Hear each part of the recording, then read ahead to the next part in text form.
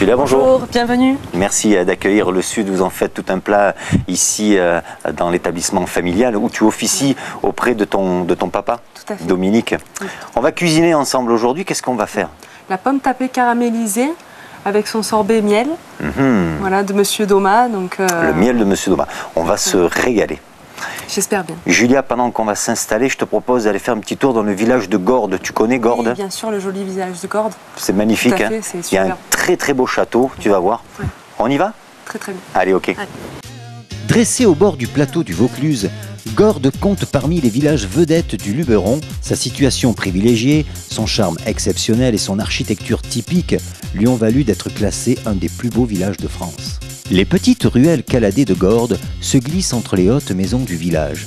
Ça et là, des portes anciennes superbes, des voûtes et des murs de pierre plate savamment restaurés, et au détour d'une terrasse, un panorama somptueux s'offre sur la vallée et la montagne du Luberon. Le patrimoine de Gordes est riche et varié. Pour exemple, on y trouve un curieux village de Bory, ainsi que sa célèbre et très belle abbaye de Sénanque, confinée dans son vallon verdoyant. Gordes compte 2500 habitants, appelés les Gordiens et les Gordiennes. Moi, Julia, c'était sympa Gordes, hein, t'as vu? Très sympa. Beau village. Hein. Magnifique. On va faire le point sur les ingrédients de ta recette, si tu veux bien. Pour la première étape, je vais vous présenter la pâte, donc le beurre, la levure chimique, la farine et un petit peu de sel. Nos pommes de manosque, le sucre et les jaunes d'œufs. On a du beurre là aussi. Voilà, donc ça ce sera le beurre pour la réalisation du caramel, donc avec le miel. Là, on a un petit peu Là, des d'écho. petites pommes, voilà, des petites pommes séchées que vous faites sécher au four avec un petit peu de sucre glace, tout simplement à 80 degrés. Première étape, Julia, on va Donc, s'occuper de la pâte, c'est ça? Voilà, on va faire la réalisation de la pâte. Donc le sucre dans un cul de poule avec les jaunes d'œufs. On touille. Donc on s'est déplacé vers le batteur, on a récupéré nos ingrédients pour la suite de la recette de la pâte. Et c'est parti pour Et la c'est pâte parti. alors. Hein. Que le beurre, la farine. Combien de farine, Julia, là, on a? On a 250 g de farine, la levure chimique qu'on fait tourner avec la feuille. Là, ça suffit. Ça suffit, c'est une action qui vous prend vraiment quelques secondes. D'accord. Et arrivé à ce stade-là, on va mélanger avec nos jaunes d'œufs blanchis avec le sucre. Et c'est nous reparti. finissons le mélange. Alors toi ici, dans le restaurant, tu t'occupes que de la partie sucrée, les desserts, ou tu fais autre chose quand même? Principalement, mais on fait un petit peu de tout, on travaille à trois, donc Tu touches à tout. Voilà, on touche à tout, et c'est le grand bonheur de notre métier, c'est qu'on s'ennuie jamais. Et, tous Mais les jours, desserts, c'est ta différent. partie. Voilà, c'est quand même mon domaine. Voilà, donc là vous avez quelque chose, une pâte qui s'est bien agglomérée, qui est bien sèche, qui n'est pas D'accord. difficile à travailler. Donc là c'est parfait. On est parti pour 1 heure de repos au frigo. Donc pour la suite de la recette, nous allons réaliser un caramel avec le miel de Monsieur Doma, Ah notre oui. producteur depuis des années. Donc il fait vraiment un miel d'exception, très raffiné, qui ne prend pas le pas sur la pomme, donc c'est vraiment ce qu'on recherche. Voilà, donc on va mettre un petit peu quand même parce qu'on est gourmand et qu'on aime bien que la pomme se gave de caramel. Voilà, on rajoute le beurre en même temps. Là on va attendre une petite coloration un peu blonde. Voilà, donc vous surveillez surtout vos côtés parce que c'est souvent sur les là qu'on côtés va- que ça va accroche. prendre en premier. Donc Julia, pendant que notre miel est en train de frémir comme ça, on va aller du côté de la miellerie de Jean-Denis Doma. Il nous a accueillis dans sa miellerie à Manosque. Il nous parle de sa passion, de son métier. Ok, on y va? Oui, très bien, on y va.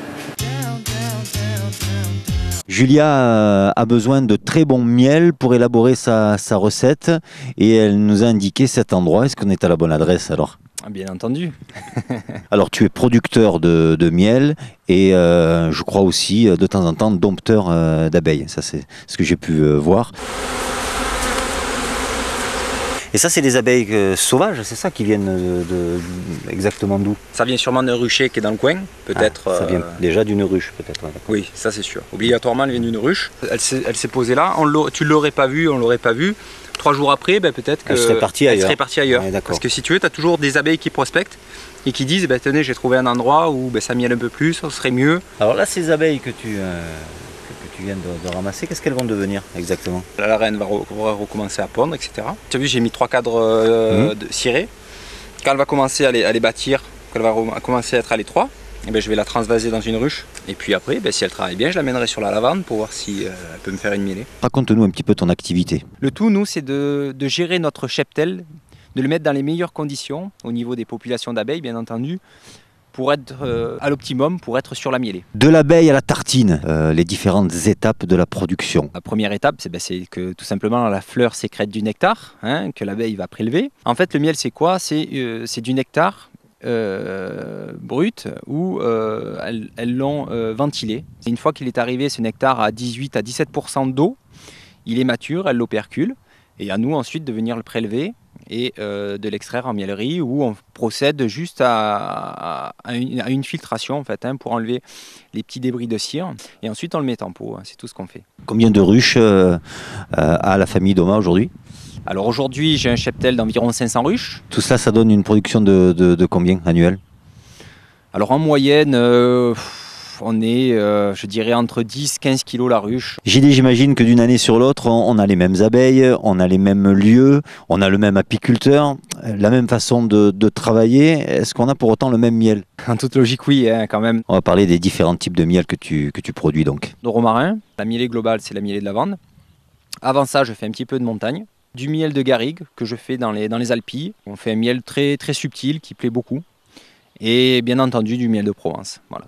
De miel à l'autre, on n'a pas la même saveur, hein, donc forcément. Est-ce qu'on a quand même les mêmes qualités nutritives, la même teneur en sucre? Grosso modo, oui. Après, il n'y a pas les mêmes taux d'humidité, notamment dans un miel A que dans un miel. Oui, après, ça n'a pas les mêmes valeurs thérapeutiques, et encore que, bon, ça, il faut se fier à la littérature. On a des miels clairs, d'autres un peu plus foncés. C'est quoi qui fait la différence? Tout simplement l'origine florale, hein. Acacia, romarin, lavande, on sent tilleul, on sent des miels plutôt clairs. Tout ce qui est des miels ou des mielas, je dirais sapin, châtaignier, même garrigue qui est fortement concentré en mielas, sont des miels très foncés. Au niveau du goût, on peut parler de saveurs différentes. Comment tu les définis, toi, ces saveurs? C'est vrai qu'il y a des caractéristiques très spéciales, très spécifiques pour le miel de lavande. Le miel de garrigue, où on sent quand même une certaine amertume, je dirais, quelque chose d'assez collant en bouche, de surprenant. Sur du miel de Provence, on sent quand même le patrimoine végétal. Ça part du sainfoin, pissenlit, il y a un petit peu de romarin, miela de ronce, de chêne.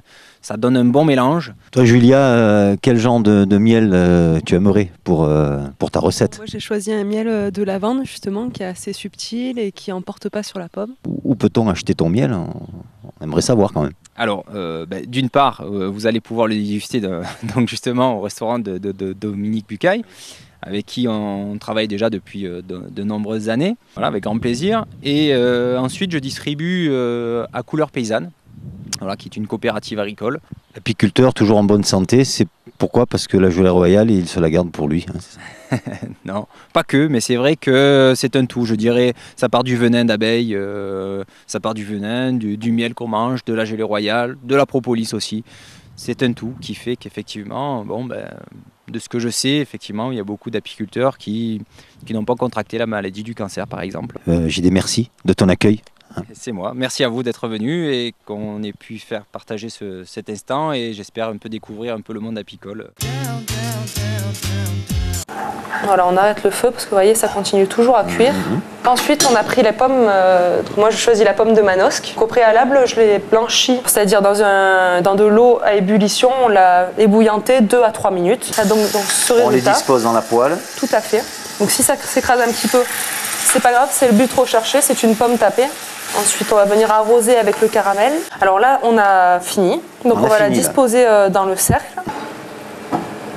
Et ensuite, pour faire une petite sauce pour accompagner la tatin, avoir un petit peu de jus autour, oui, on va rajouter un petit peu de crème. Donc il faut bien que ce soit bien gourmand. Julia, ça y est, notre pâte a reposé une bonne heure. On va pouvoir la travailler maintenant. Donc chez vous pouvez prendre 2 papilles sulfurisées. Pendant que tu travailles la pâte, Julia, on va parler un petit peu de ta vie, si tu veux bien. Oui. La cuisine, toi, c'est arrivé comment? Un petit peu comme une évidence, forcément. Puisque, voilà, forcément. Donc de par mon papa et mon grand-père, depuis toujours, en fait. Et à quel moment tu as senti, toi, le besoin de faire ce métier? C'était déjà depuis petite, quand on allait courir avec mon frère dans les cuisines, que mon grand-père nous faisait écosser les petits pois. Voilà. Et puis par la suite, avec mon père, quand je rentrais de l'école, à tout le temps aider au restaurant. Donc on en était vraiment imprégnés. Et puis voilà, j'en étais sûre assez rapidement. Ton parcours, malgré ton jeune âge, il est déjà pas mal. Hein, j'ai fait mon apprentissage chez Jean-Marc Bangzo à Aix-en-Provence. Oui. Et suivi ensuite d'un petit séjour pendant 3 ans à Paris, donc au Ritz, au Ledoyen, Voilà, où rien que vraiment ça. très très belle expérience, vraiment. Ah oui. Est-ce qu'on peut dire que ton papa t'a influencé dans ta façon d'aborder la cuisine? Oui, alors je pense que ce qui m'a vraiment apporté, c'est la maturité des plats, etc. Je pense que quand on est jeune, on veut beaucoup en mettre, on veut que ça se voit, que ça... Mais après, lui, il m'a rationalisé en me disant, bon, fais ce que tu sais faire, fais bon. Et je suis retournée maintenant que j'ai pris un petit peu plus de maturité sur une cuisine comme ça, voilà, simple, mais bien réalisée et bonne et pleine de saveurs. C'est comme ça que tu l'as défini, toi, ta cuisine, simple, bien réalisée, avec des bons produits? Voilà, moi je pense que c'est surtout aussi le partage des émotions, des idées, ça englobe beaucoup de choses et tous les jours en fait on peut évoluer, il y a des gens qui vont aussi nous faire évoluer par leur avis et tout ça, donc on est sans cesse, on n'est pas figé. Dans quelques années, tes projets, oui, c'est pour ici? l'instant, voilà, c'est vraiment ici, même moi après faire ma famille ici, dans ces murs, dans cette grande aventure sur laquelle on a participé, tout ça, voilà. Petit à petit, donc tu vas pousser papa dans son fauteuil, voilà, pour alors, que lui pour qu'il se repose. voilà, il puisse profiter et qu'il également profite de ta bonne cuisine. Voilà, tout à fait. C'est bien. Donc là, on détaille avant de mettre au frigo avec l'emporte-pièce souhaité. Ensuite, on retourne au frigo pour qu'il puisse un petit peu figer, qu'on puisse le décoller tranquillement, afin de le mettre au four. Voilà. La pâte est figée et on met tout ça au four pendant à peu près 10 minutes, à 180 degrés. C'est prêt, on peut dresser l'assiette. On récupère notre sablé breton, notre pomme tapée. Il faut laisser le cercle, ça vous aidera à le placer tout en gardant sa forme. Un sorbet au miel, donc toujours le miel de Monsieur Doma. C'est une base en fait de crème anglaise. On a remplacé tout simplement le sucre par le miel. La petite déco qui va bien. La petite chips de pomme, on peut mettre un petit bâton de vanille séché. Et voici, notre dessert est terminé. C'est magnifique, on va déguster maintenant. C'est la dégustation. On y va? Exactement. Allez. Julia, avant de déguster, on va faire un petit récap des ingrédients qu'il nous faut pour la pomme tapée au caramel et au miel. Avec le miel de Monsieur Doma. De Monsieur Jean-Denis Doma. Donc il nous faut une bonne pomme de Manosque, le miel de Monsieur Doma, du beurre. Pour la pâte sablée, donc le beurre, la farine, la levure chimique, le sel, le jaune d'œuf. On déguste? Voilà. On y va?